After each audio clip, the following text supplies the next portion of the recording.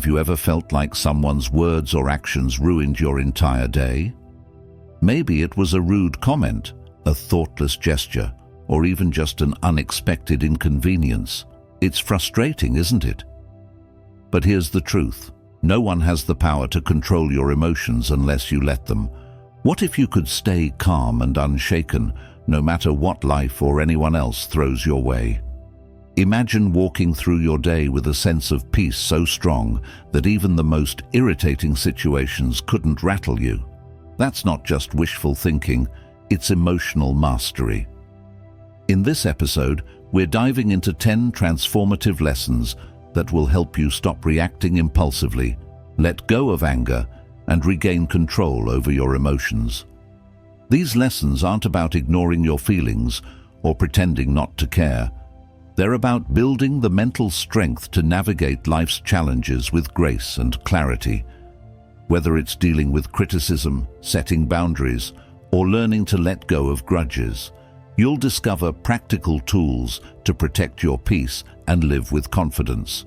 By the end of this episode, you'll have the mindset and strategies you need to stay unbothered, even in the most difficult situations.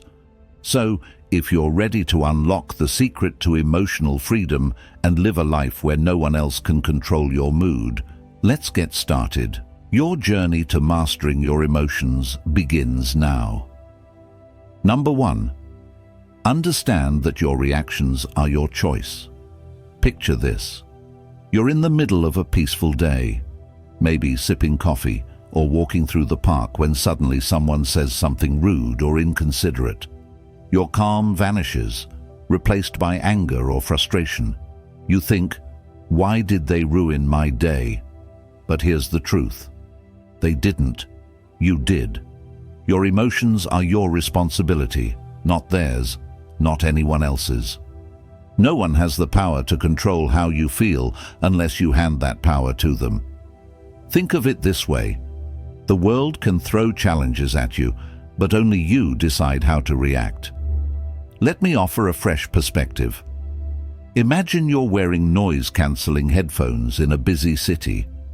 The chaos of honking cars and loud conversations doesn't disappear. It's still there, but it doesn't reach you. Mastering your reactions works the same way. You don't have to let the noise of other people's behavior invade your peace. A wise thought captures this beautifully. Between stimulus and response, there is a space. In that space lies our power to choose our response. In our response lies our growth and our freedom. When someone cuts you off in traffic or criticizes your work unfairly, it's easy to blame them for your anger. But what if, instead of reacting, you paused? In that pause, you find power. The power to choose calm over chaos, strength over impulsiveness. Here's a real-world example. Imagine your coworker dismisses your idea during a meeting. Instead of snapping back or stewing in resentment all day, take a moment to breathe and reflect. Is this about me, or is it their own stress or bias showing? By reframing the situation, you neutralize its impact on your emotions. The beauty of this approach is that it's not about suppressing how you feel. It's about recognizing that your feelings are separate from your reactions. Anger, frustration, and disappointment are natural, but they don't have to dictate what you do next. Here's a simple strategy to start practicing this mindset. Pause and identify. When you feel triggered, pause and name the emotion you're experiencing. Anger, hurt, irritation. This breaks the automatic reaction cycle. Number 2. Ask questions. Reflect on why you're feeling this way. Is it because of what happened or your interpretation of it?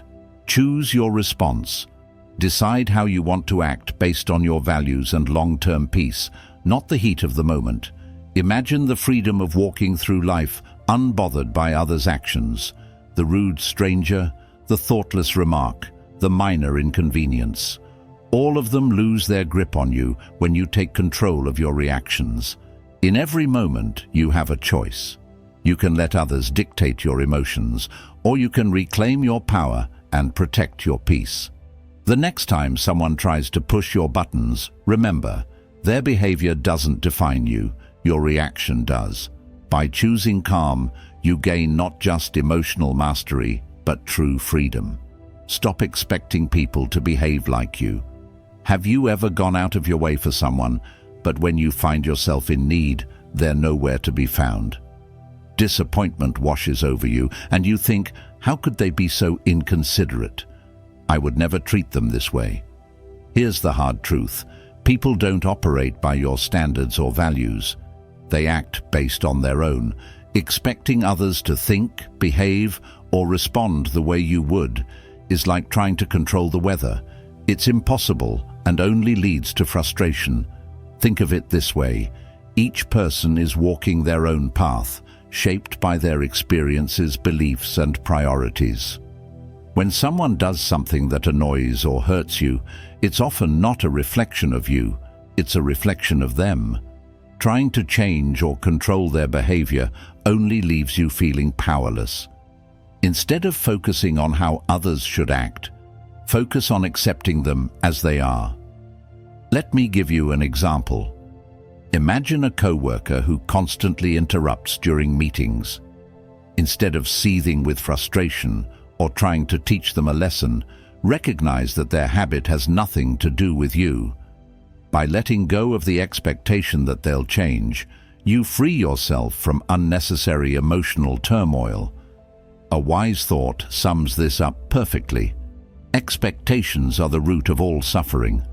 The less you expect others to behave in a certain way, the more you protect your peace. Here's a practical exercise to help you let go of these expectations. Acknowledge your assumptions. When someone upsets you, ask yourself, what was I expecting them to do? Challenge that expectation. Reflect on whether it's realistic to expect someone else to act exactly as you would. Shift your focus. Instead of trying to control their behavior, focus on how you can respond calmly and maintain your peace. Think about how liberating this mindset is. The rude stranger, the forgetful friend, the inconsiderate coworker, none of them have the power to disrupt your emotions unless you let them.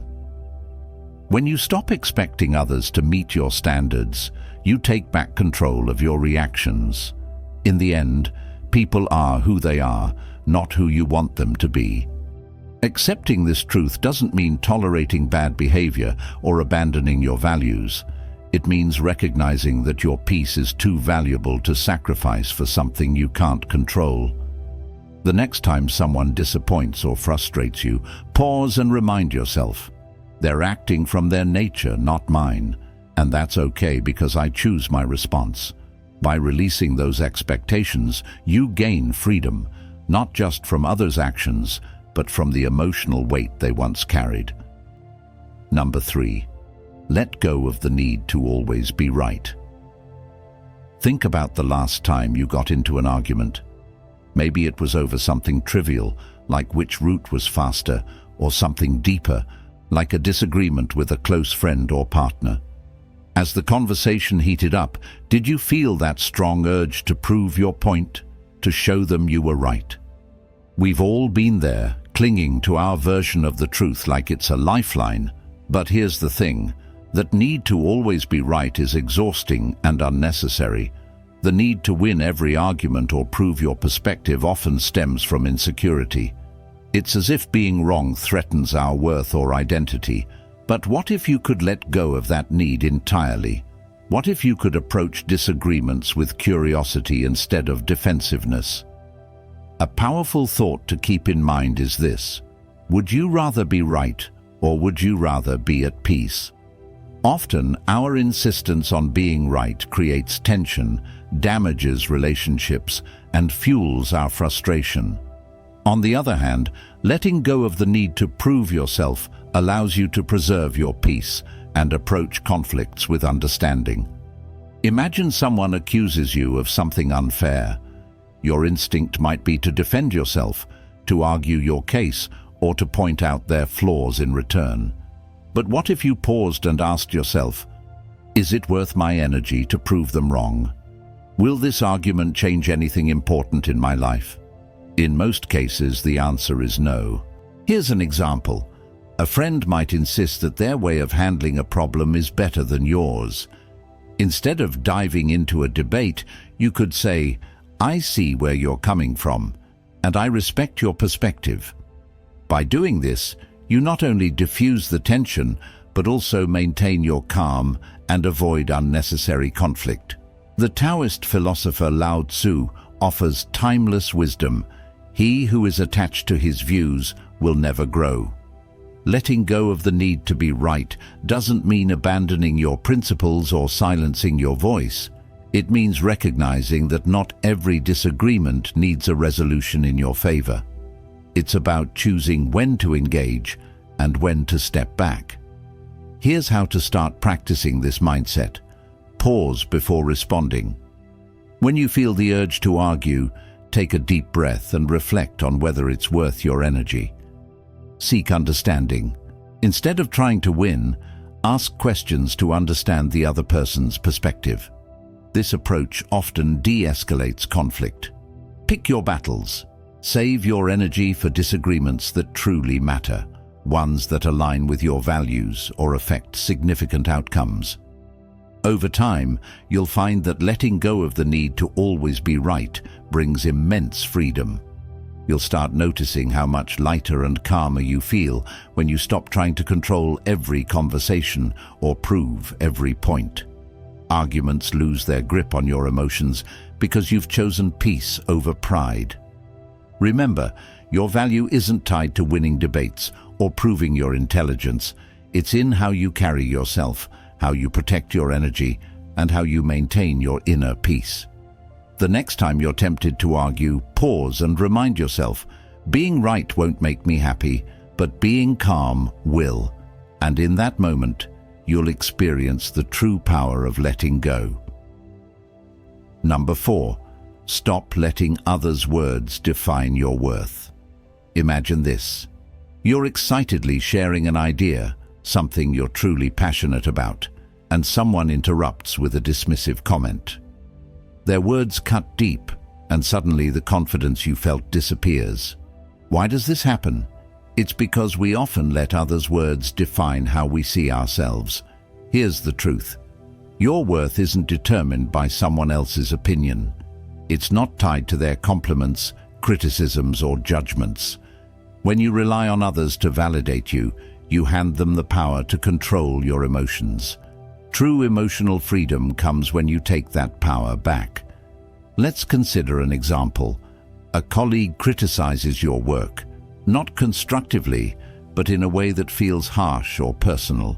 Your instinct might be to defend yourself or feel disheartened. But what if, instead of reacting, you paused and reminded yourself, their words reflect their perspective, not my value. By detaching your worth from their opinion, you protect your peace and maintain your focus. Marcus Aurelius captured this wisdom perfectly. It never ceases to amaze me. We all love ourselves more than other people, but care more about their opinions than our own. This isn't about ignoring feedback or dismissing others entirely. It's about filtering what truly matters. Constructive criticism can help you grow, but unwarranted negativity doesn't deserve space in your mind. Here's how to stop letting others' words define your worth. Pause before reacting. When someone's words sting, take a moment to breathe. This pause gives you the chance to choose your response instead of reacting impulsively. Separate fact from opinion. Ask yourself, is there truth in what they're saying, or is it just their perspective? Focus on what helps you grow and let the rest go. Reaffirm your worth. Remind yourself that your value isn't tied to anyone else's approval. Your worth is intrinsic, independent of external validation. Lao Tzu offers another layer of wisdom. Care about what other people think, and you will always be their prisoner. Letting go of the need for validation doesn't mean you stop caring about people. It means you stop caring about opinions that don't serve your growth. By doing so, you free yourself from unnecessary emotional weight. The next time someone's words challenge your confidence, pause and ask yourself, am I letting this define me, or can I choose to focus on what I know to be true about myself? In that moment, you reclaim your power and remind yourself that no one's words can diminish your value unless you let them. True strength lies not in avoiding criticism, but in knowing your worth regardless of it. When you stop letting others' words define you, you create space for authenticity, confidence, and peace. And that's a life no one can take from you. Number 5. Protect your energy by setting boundaries. Picture this. A friend calls you in the middle of your busy day, asking for help with something they could probably handle on their own. Or perhaps a coworker dumps a last-minute task on you, assuming you'll say yes. You feel the weight of obligation, but also the frustration of knowing this will disrupt your plans. Why is it so hard to say no? Here's the truth. Protecting your peace requires setting boundaries, and boundaries aren't selfish, they're necessary. Without them, you let others dictate your time, energy, and emotional well-being. Saying yes to everyone else often means saying no to yourself. A powerful reminder comes to mind. You can't pour from an empty cup. If you're constantly giving without protecting your energy, you'll find yourself burned out, resentful, and disconnected from your own needs.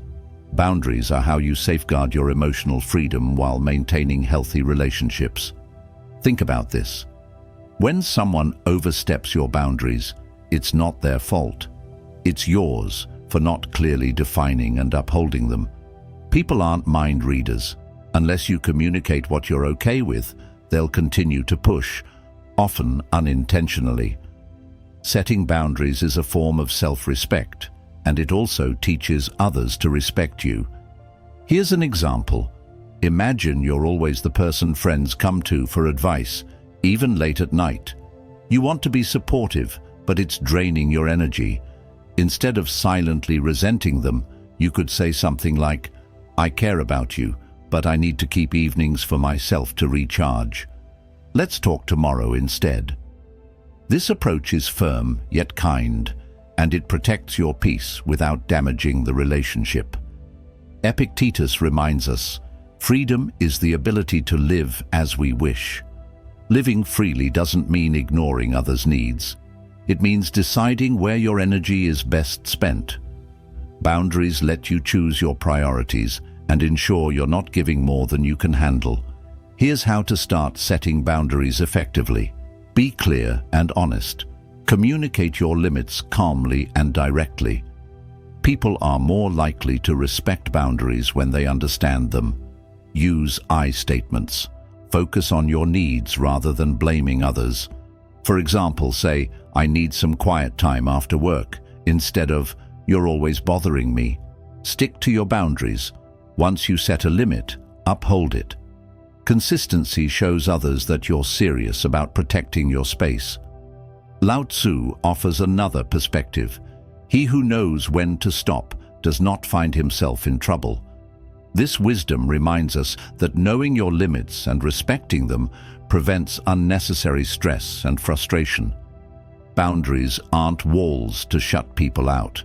They're bridges to healthier, more balanced relationships.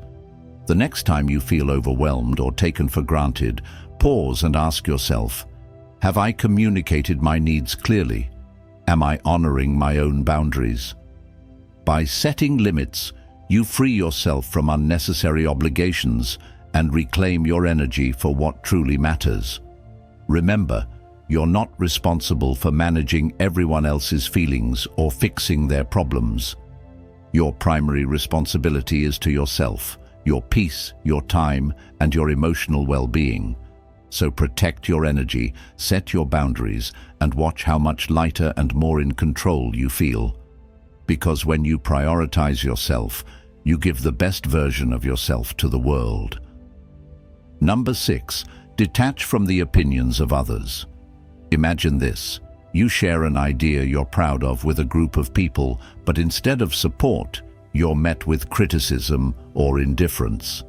That sting of disappointment. It's real, and it can spiral into self-doubt. But here's a question to ask yourself. Why does their opinion carry so much weight? The need for approval is deeply ingrained in us, but relying on external validation is like chasing shadows. You'll never truly catch it. Emotional freedom begins when you stop letting the opinions of others define your worth. Think of it this way. Everyone views the world through their own lens, shaped by their experiences, biases, and insecurities. What someone says about you often reveals more about them than it does about you.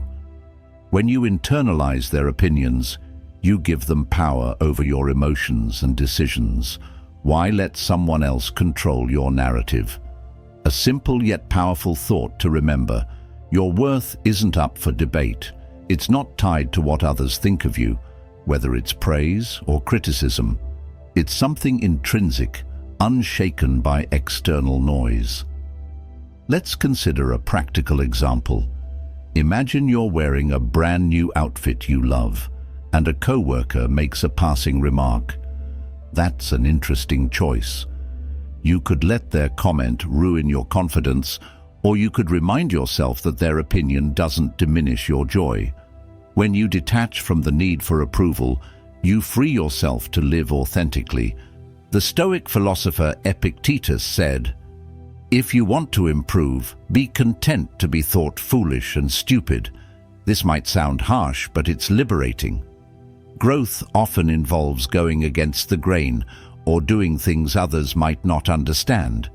Seeking approval can hold you back, while embracing your own path, even if misunderstood, sets you free. Here's how to start detaching from the opinions of others. Question their importance. When someone's opinion bothers you, ask yourself, why does this matter to me? What authority do they have over my life?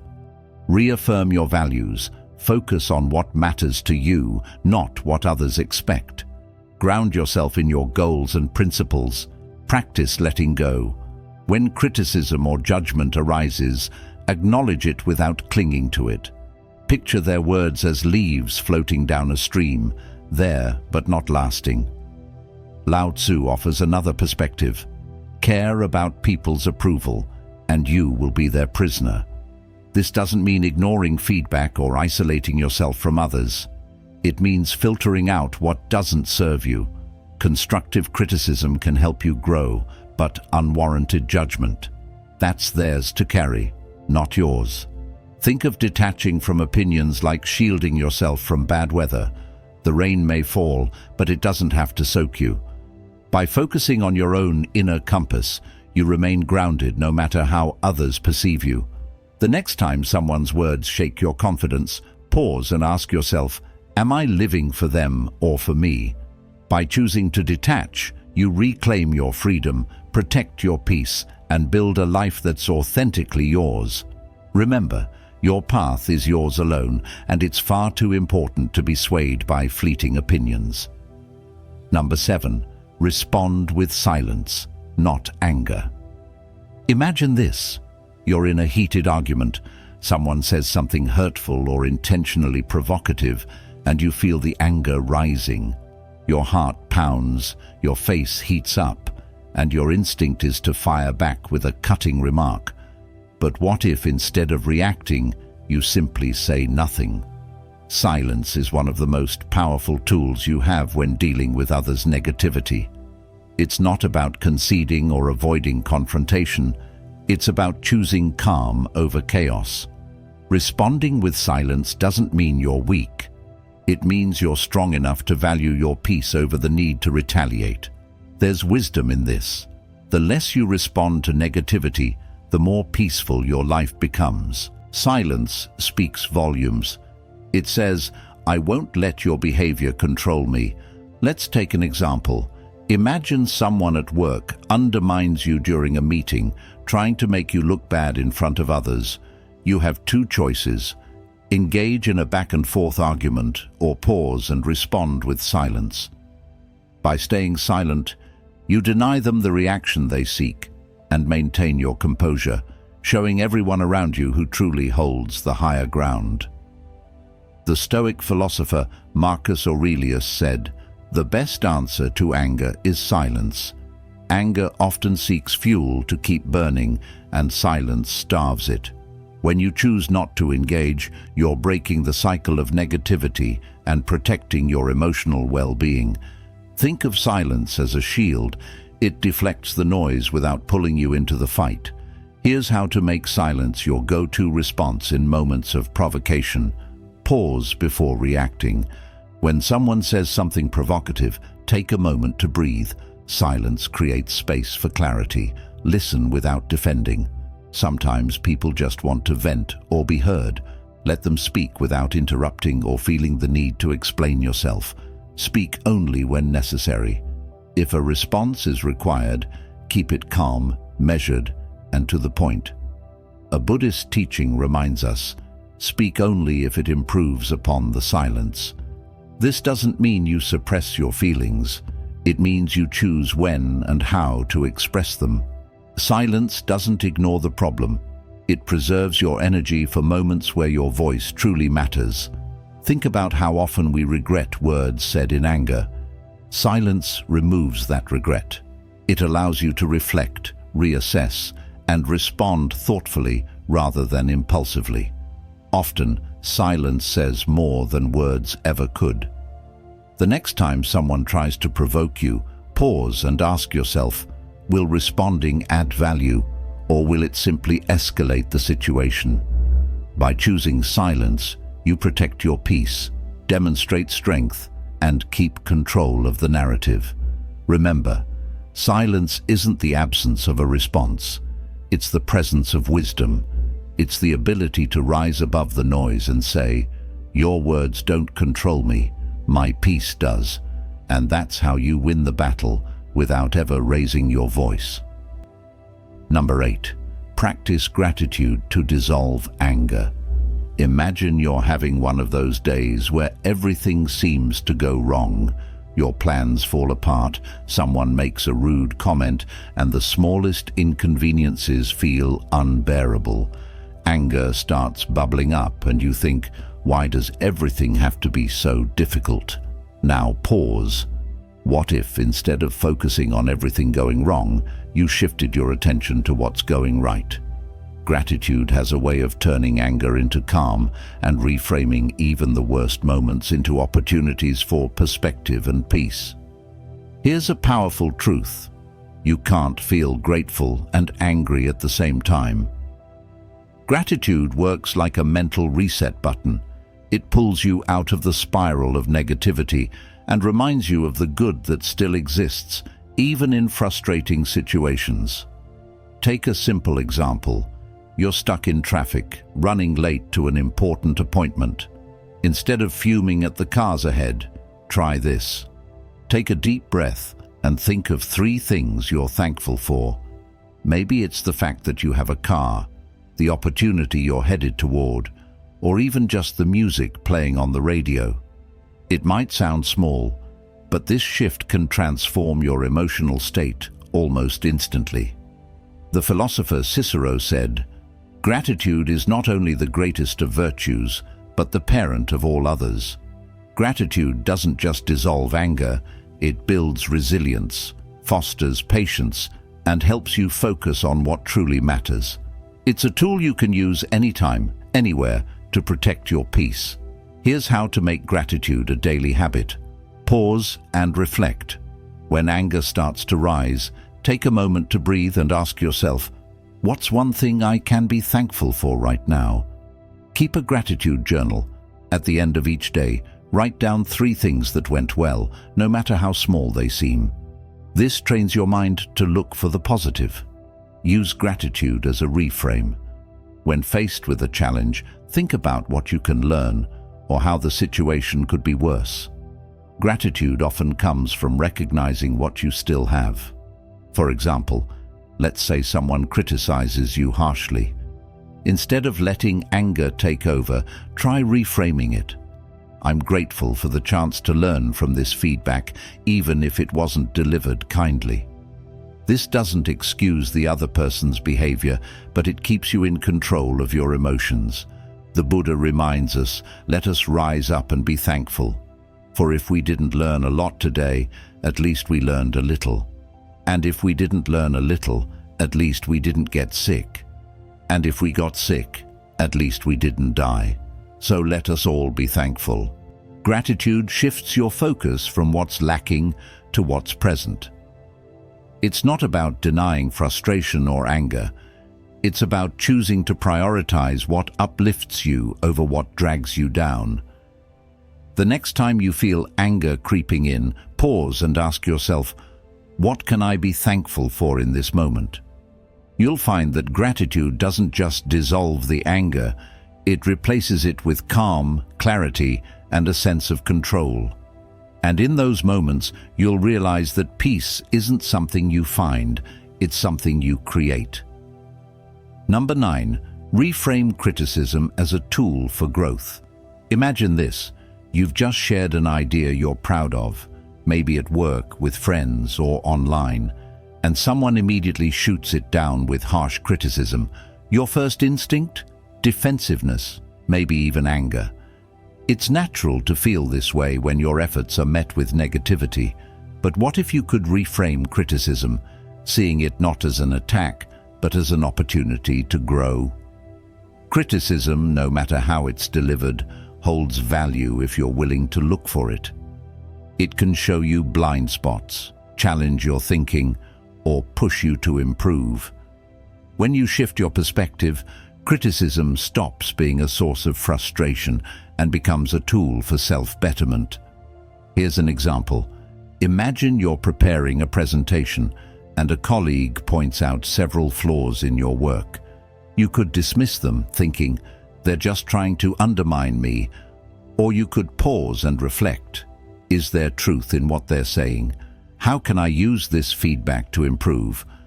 By choosing the second approach, you turn what might feel like an attack into a stepping stone. A wise thought captures this perfectly. Criticism, like rain, should be gentle enough to nourish growth without destroying roots.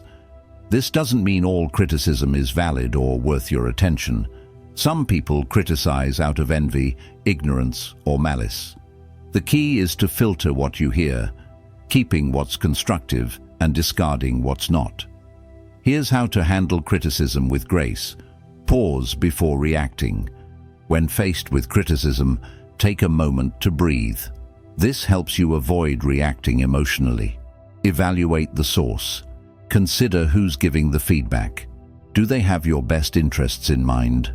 Is their perspective informed? Find the lesson.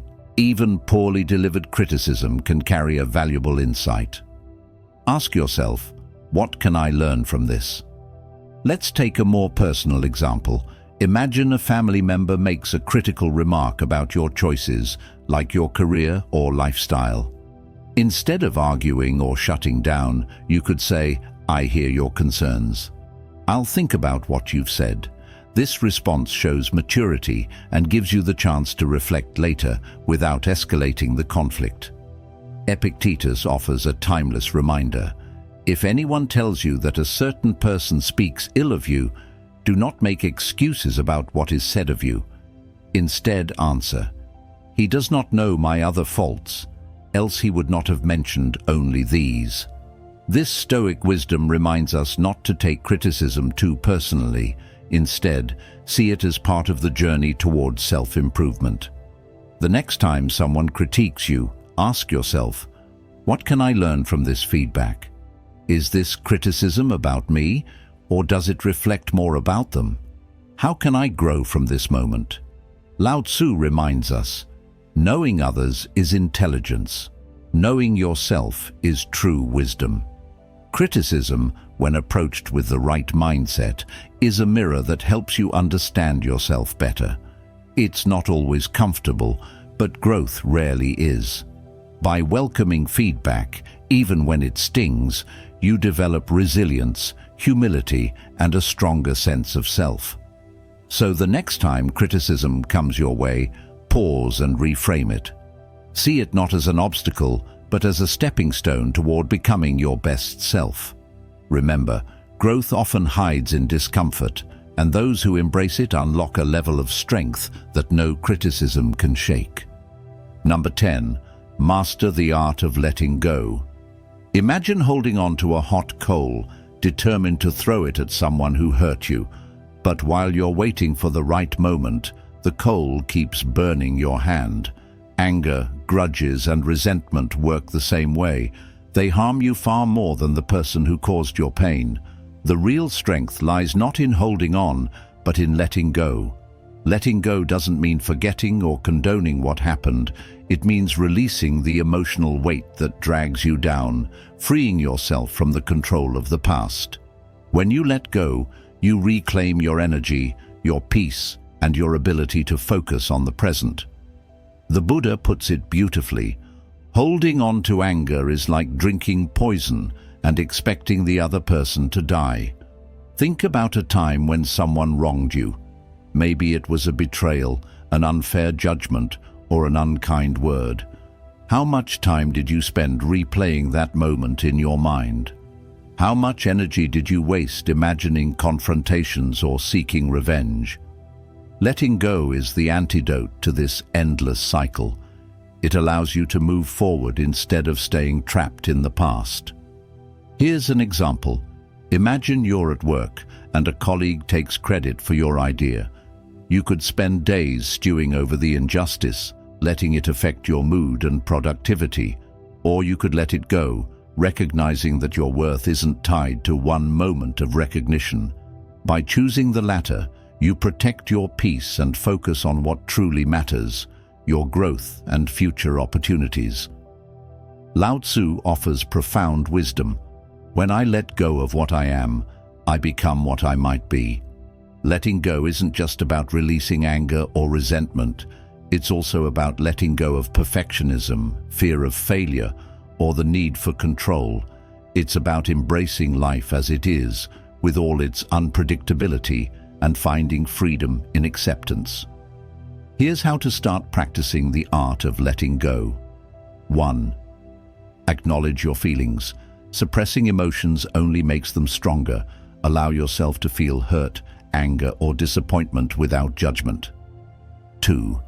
Reframe the situation. Ask yourself, what can I learn from this experience? How can I grow stronger because of it? 3. Focus on the present. Letting go is a choice you make for yourself, not for the other person. Shift your attention to the here and now, where your power lies. Think of letting go like releasing a balloon. The longer you hold onto it, the more it strains your hand. But when you let it float away, you feel lighter and freer. Life becomes less about what happened and more about what's possible. Marcus Aurelius reminds us, do not be disturbed by what is outside your power. Let it go, and you will find peace. This doesn't mean letting people walk over you or ignoring injustice. It means choosing where to direct your energy. By letting go of what you can't change, you create space for what you can, a brighter, calmer, and more fulfilling life. So the next time you find yourself clinging to anger or regret, pause and ask yourself, is this worth my peace? What would my life look like if I let this go? The answer will guide you toward emotional freedom, because true strength isn't in holding on, it's in knowing when to release. And when you do, you'll discover that the lighter you feel, the stronger you become. And there you have it, 10 powerful lessons to help you master your emotions and stay unbothered no matter what life throws your way. These aren't just ideas, they're tools you can use every day to protect your peace, build resilience, and take control of your reactions. Remember, the goal isn't to suppress your feelings or become indifferent. It's to respond to life's challenges with clarity and strength.